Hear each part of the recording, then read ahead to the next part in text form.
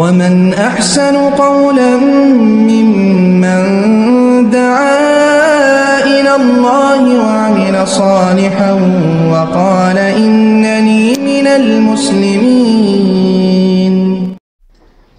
ওয়ালাইকুম আসসালাম ওয়া রাহমাতুল্লাহ। আল্লাহ পাক কোরআনে কারিমে সূরা লোকমানে বলেছেন যে বিকট আওয়াজ হচ্ছে গাধার আওয়াজ, তার মানে বিকট আওয়াজ দেওয়া যাবে না, উচ্চ আওয়াজ দেওয়া যাবে না। ভাষাভাষী হইতে মিষ্ট ভাষা এবং আল্লাহর কাছে প্রিয় হচ্ছে মিষ্ট ভাষাভাষী এবং যাদের চরিত্র উত্তম, কিয়ামতের মাঠে উত্তম চরিত্র আল্লাহর কাছে সবচেয়ে বড় কামিয়াব হবে এবং সবচেয়ে বড় মর্যাদা হবে যাদের উত্তম চরিত্রে আছেন। আর মুনাফিকদের লক্ষণ হলো কথায় কথায় গালি দিয়ে কথা বলা। এটা আসলে আরব দেশ না, মিশর না শুধু, হয়তো আপনারা জানেন, আমিও পাবলিক ফাংশনে কাজ করেছি। আমি যে কোনো কারণবশত গেছিলাম গত মাসের 17 তারিখে, আবার গত পরশু একটা যে কোনো কারণবশত আসতে গেছি অসুস্থতার কারণে, যাই হোক। তো আমরা আরব দেশে আমি অনেক বছর আছি, এদের অনেকাংশেই অশ্লীল ভাষাভাষী যে ফাসেকদের কাজ। তো সুতরাং এই কাজগুলো মুমিনদের অবশ্যই, মুমিনরা ব্যথিত। মুমিনের সামনে যদি কোনো অন্যায় কাজ করা হয় তাহলে মুমিন যদি বাধা দিতে না পারে, ওই যে বলা আছে অন্তরে ঘৃণা করবে, ওই অন্তরে ঘৃণাটাই হচ্ছে মুমিনের জন্য ইমানের একটা থার্ড স্তর। তো আরব দেশে যদি আমরা আরবে এতটা পারদর্শী, আরব ভাষা পারদর্শী না, তো তারা দেখাচ্ছে আমি মনে মনে ঘৃণা করবো যে আল্লাহ তুমি তোকে হেদায়েত দাও।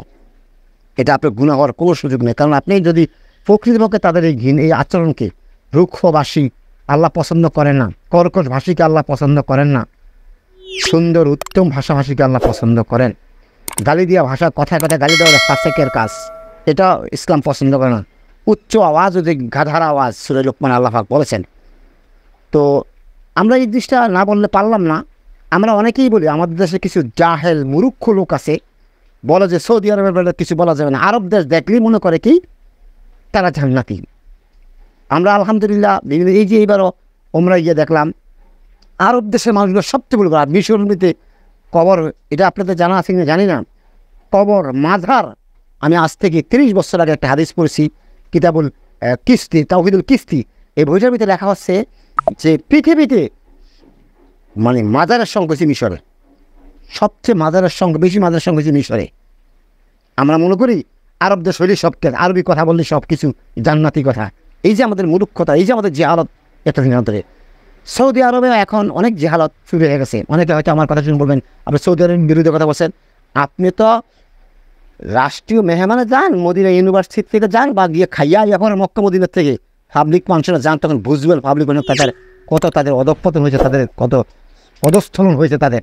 যাই হোক, এতে করে আপনি যদি প্রকৃতপক্ষে তার সাথে হিংসা না, তার আচরণে হিংসা করতেছেন, অত তাকে বলতেও পারতেছেন না, মনে মনে ঘৃণা করতেছেন এবং নিজেকে অপছন্দ করতেছেন, ওই হচ্ছে মুমিনের কাজ।